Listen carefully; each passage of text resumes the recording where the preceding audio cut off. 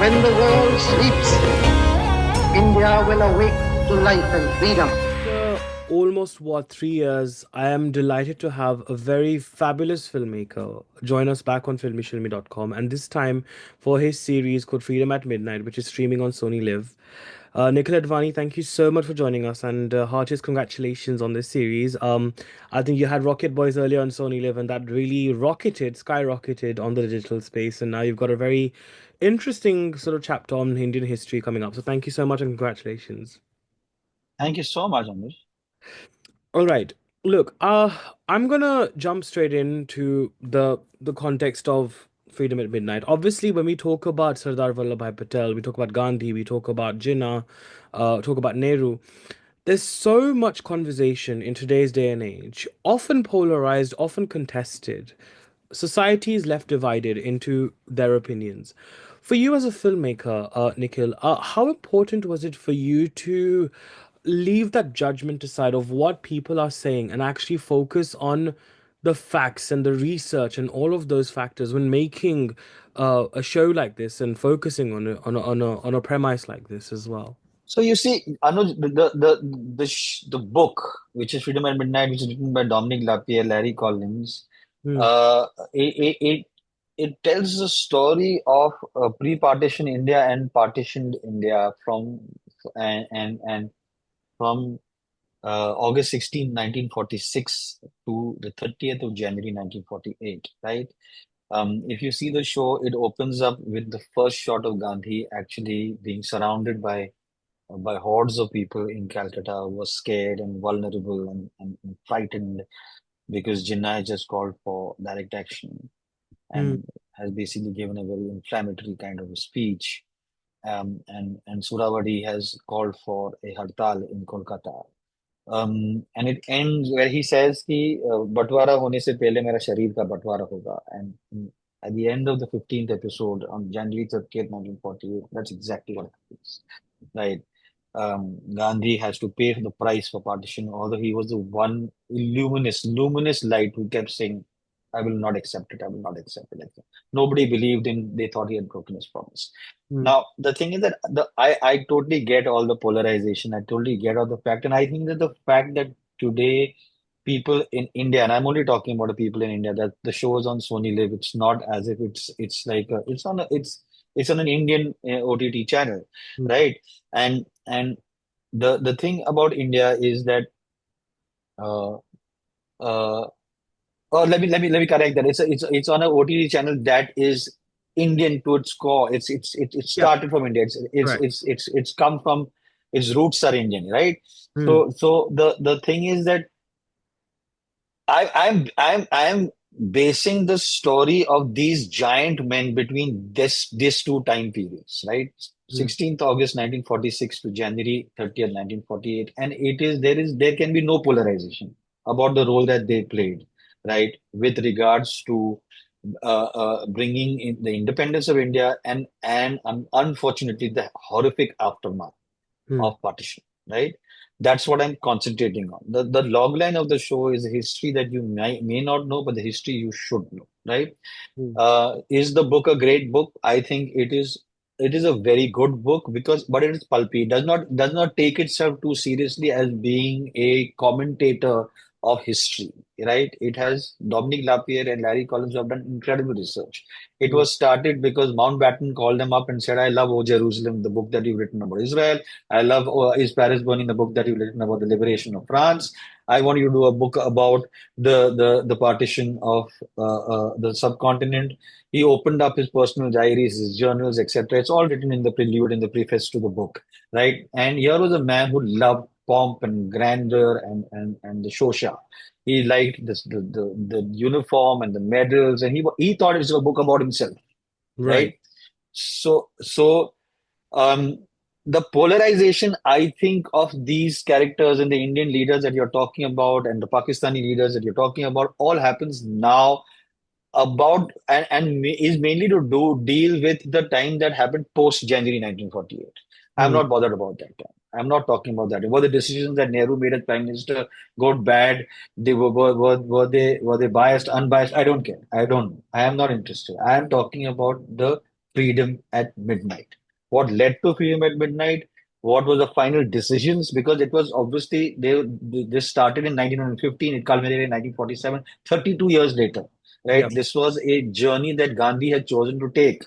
32 years to get us to the place where he was getting. And for suddenly, the people that he chose to bring him here and followed him suddenly felt that he's irrelevant. You're not, you no longer see, I am Saka. So there are incredible dialogues, incredible moments, incredible sequences which are telling you what actually compelled these men to take these difficult decisions. And they Hmm. were very difficult decisions to take. So that's what I have done, right? Of course, there will be polarization. Of course, people will say I got it wrong. There Hmm. will be, right? There are people, and maybe the people who are more qualified, who have read more about Gandhi and more about Nehru and more about Jinnah and more about Sardar Patel, who will say that this thing. But we have chosen to tell the story that we feel is important. Our Hmm. first drop was about the withdrawal of nomination, right? Where it says Sardar Patel was going to be anointed as the Prime Minister of India, and Gandhi gave it to Nehru, right? And said, "Yeah, I think that he should be the guy." It shocked everybody Hmm. Hmm. because they said, "Oh my God, finally somebody is saying it." Yes, we are not finally saying it because we are we are we subscribe to something. We are saying it. It's there in the book. It's Hmm. very important. It's an important moment that led to certain other moments that led to certain other moments. Hmm. Right? That's what we have already followed. So basically, it is the following of the events that are there inside this book that we are chronicling. I Hmm. don't. I know there will be a lot of polarization. Maybe they'll not. Maybe this everything will come together. Who knows? Hmm. I mean, interesting. No, I think it's interesting you say that because obviously I feel like it makes sense that you've adapted this book. I mean, I believe. I mean, I'm not sure if it's. I mean, from what I remember reading, I think also Gurinder Chadda's Viceroy's House was also, I believe, Yes. inspired by It this. was an unofficial adaptation. They didn't get the rights. In fact, that's when Sony came to me, Danish Khan and Shogato came to me and said that, what do you want to do after Rocket Boy? We were talking about it while Rocket Boy season 2 was actually being in post. Yeah. And I said, and Shogato knew that Freedom at Midnight is one of my favorite books as a as a younger. Now, in retrospect, I know that. I mean, it's pulpy and it's got screenplay and it's there are certain books when you read and you say, oh, iska to bahut acha screenplay ban sakta hai. You Yeah. know, Yeah. I'm sure that's the first impression you get when you read Freedom at Midnight, right? Hmm. So. Uh, uh, I don't, I think that the first thing I told them is you'll never get the rights, and they said we've already got the rights. So I Oh, wow. think Gurinder Chadda tried to get the rights. I don't know whether she managed to get the rights, but I think that hers was more a upstairs, downstairs, inside the Viceroy house, like little Downton Yeah. Abbey-ish kind of thing. Huma Qureshi and I Mhm. forget the male actor's name. Yeah. Yeah, so I think that was more of this thing. Yeah. Hmm. Yeah, and this is what I was going to say, Nikhil, because obviously the book itself, it's kind of like you said, it's pulpy and it's kind of in a way, it's written from a Western lens, and I think lens really matters, when you're telling stories, especially to do with a country's history. Because see, sometimes it's also useful to have that lens because it's कभी कभी ऐसा होता है कि हम जो सोचते हैं एक देश में रह के उसके अंदर वो कभी सोचते नहीं है बाहर वाला जब कुछ कहता है then you kind of start thinking about it. But I think also when India has its own story to tell, I think it also is very befitting that an Indian tells this story as well. So, like you said, because it's one of your favorite books, did you actually feel a sense of added responsibility also when telling the story because of the fact that ये आपकी देश की history है और आप उस history के साथ खिलवाड़ I'm sure नहीं करना चाहते थे, right? And you wanted to tell it from your what you feel passionately as a storyteller as well. So did you feel that added sense of responsibility too? 110%. There's no question about it, right? But if I feel that sense of responsibility for the Veda, it talks about casteism. It talks about a young girl's plight. If I feel the same amount of responsibility for Rocket Boys, where I have the Sarabhai family who have entrusted us to tell the story, a very difficult story of Vikram Sarabhai, his legacy, or Homi Baba. There's a lot of responsibility, but to Mrs. Chatterjee versus Norway that we did with Yes. Rani Mukherjee, Yes, yes, yes. right? Extremely, we had to get it right because Sagarika depended on us to tell her story to the world. you Correct. know. So the responsibility is there, but does that become more because we are talking about Gandhi and Nehru and Sardar Patel and Jinnah and Maulana Azad and Ambedkar, etc.? Of course it is. It's something that constantly plays in my head, right? There's a line that I actually used to write on the bathroom mirror of the hotels that I was staying in. Sacrifice of many, ambition of one. Sacrifice of many, ambition of one. Sacrifice of many, ambition of one. That it was something that I kept thinking about. So I mean, but Anuj, the important thing for me is I feel that the concept of patriotism has become so easily redefinable Mm, by making particular types of films and shows and making statements on social media and all that. mm, And if you are don't subscribe to a particular, they say you are not patriotic. A mm. patriotic name, right? I feel Airlift is a patriotic film. I feel Mrs. Chatterjee versus Norway is a patriotic film. Very, very. Like, he has an Indian mother who's fighting for her children, her Indian children from a Western power who's basically trying to say, Indians, you don't know how to raise your children, Yeah. right? So I think it's an extremely patriotic film. Hmm. Rocket Boys, which is talks about two young men who could, from very elite and very, very well-to-do families, the science of business in India could have become massive, this thing's massively successful in business, chose to talk about science Yes. and and became nation builders. I think that is patriotic. I feel Veda, where a girl believes in the court system in respect of everything that we go through currently in the court, and currently and before also, the court system has been dismal in this country. Here's this girl, a Dalit girl, who's saying, I believe in the system of the court. I Mm. believe in the Constitution of India. Right? I think it's a patriotic thing.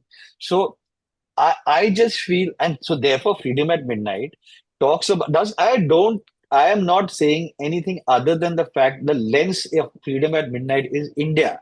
Sure. This is what happened to me. Mm. This is what happened to the people that lived in this country by the people, right? Mm. Who were leading this country. And this is that story. That's what I'm trying to say, right? Is it patriot? Of course, there's patriotism. You know, the people who chose Pakistan will say Jinnah is the best thing to have happened to Pakistan, Mm. right? Mm. But I am saying, for me, I am talking from the point of view of India. It tore it apart, right? It was torn apart, right?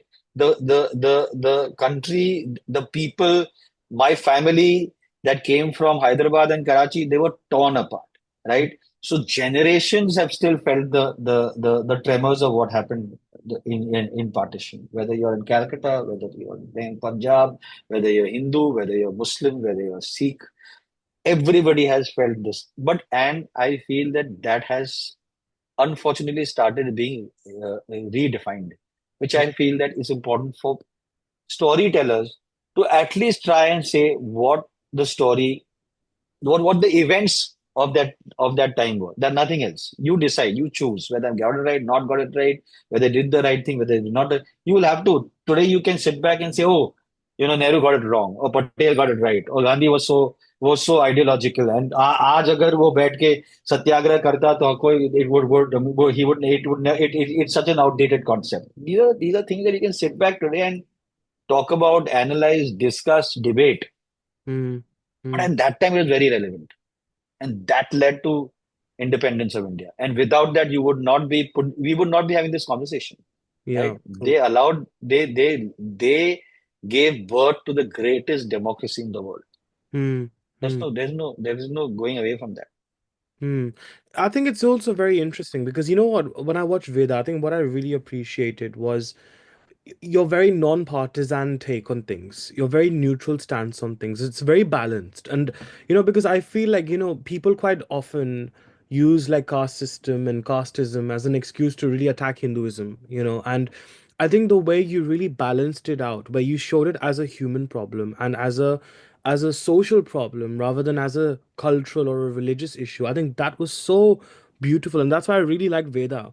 And even I think any of the films that you've made, like for example D-Day, I thought was a very powerful film in so many ways, which again your issue, because it could have easily been very Pakophobic. It could have really antagonized another country. But what you did is you made it a very human issue and humanizing things, which I think is a very beautiful thing.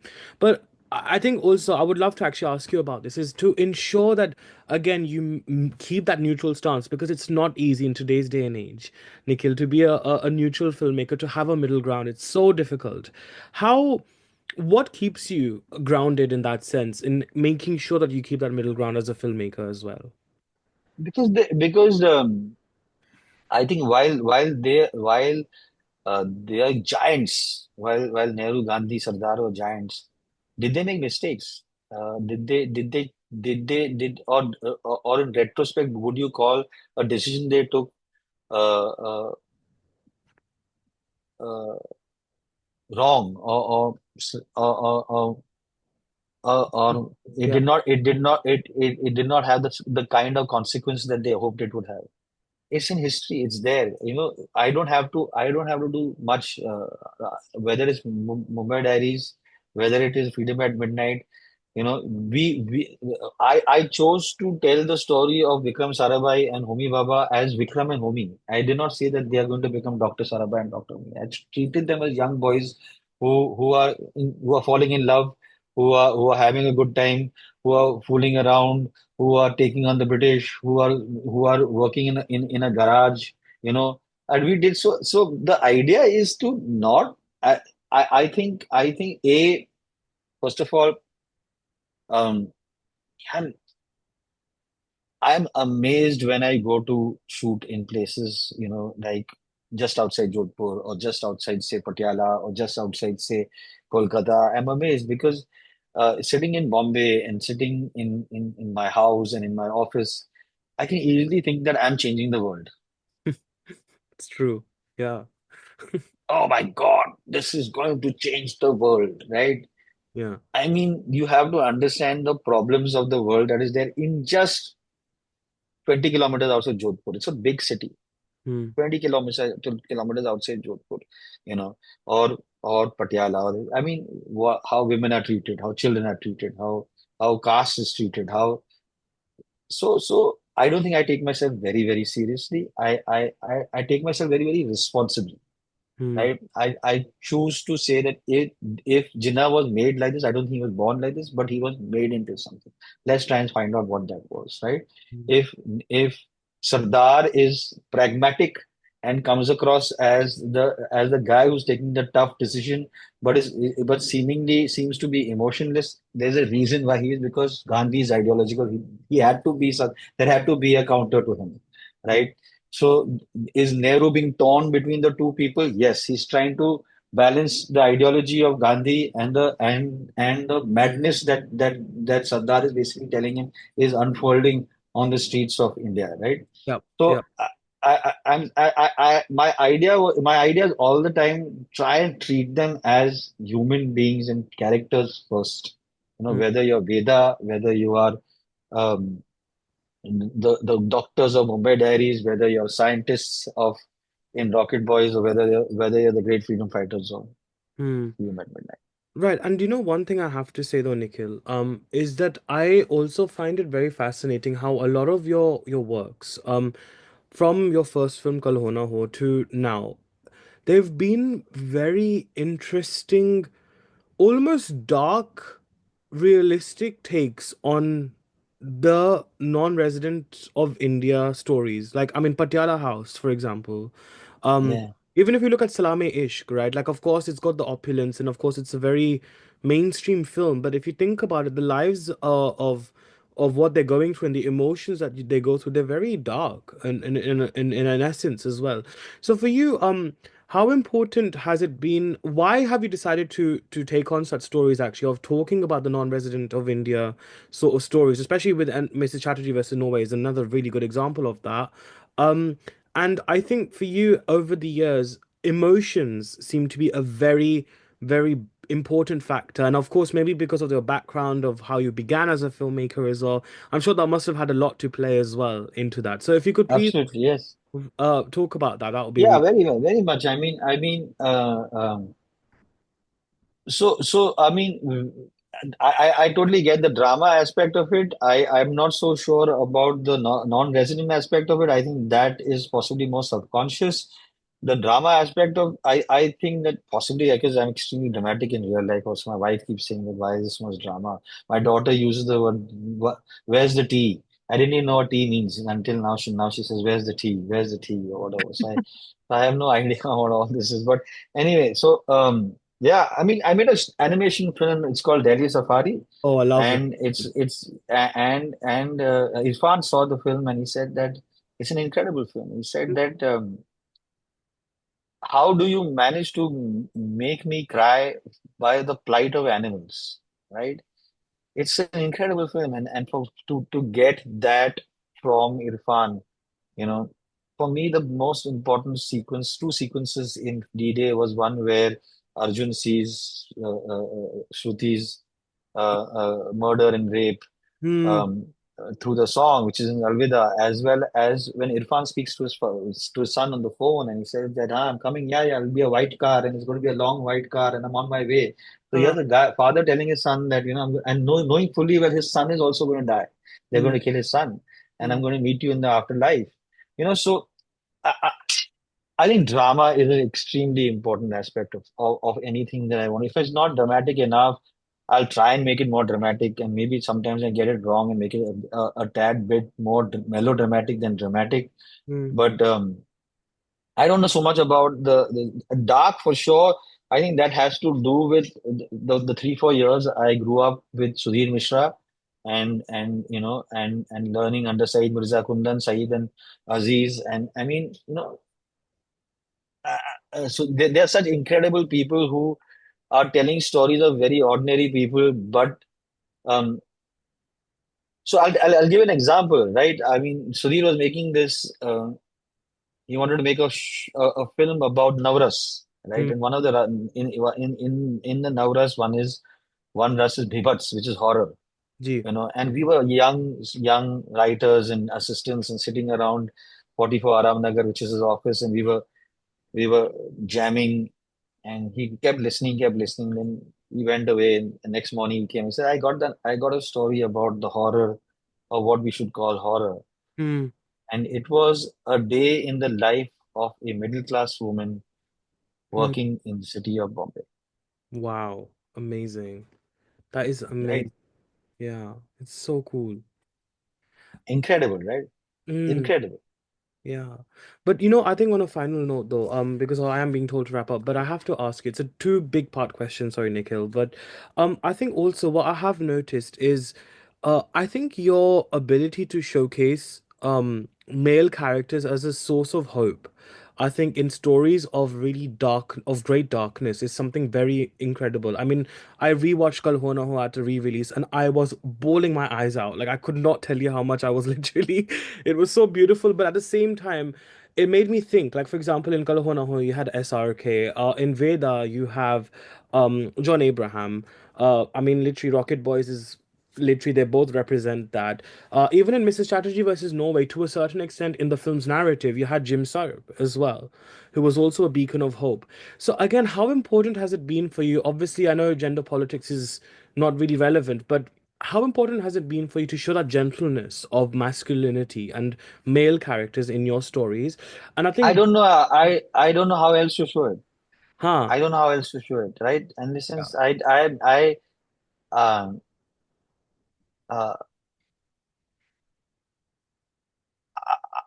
I'm surrounded by incredible women as well as men who really it's pretty amorphous in the sense um, I they are who they are, and them being a man or a woman is not important at all.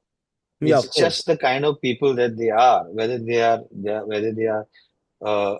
my producers, whether they are my wife, whether they are my friends from college.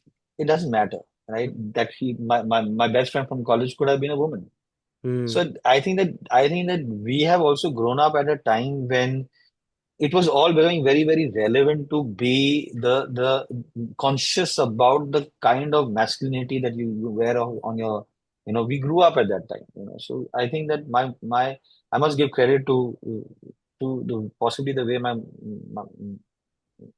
the women in my life have influenced me. I think I have to give a lot of credit to that.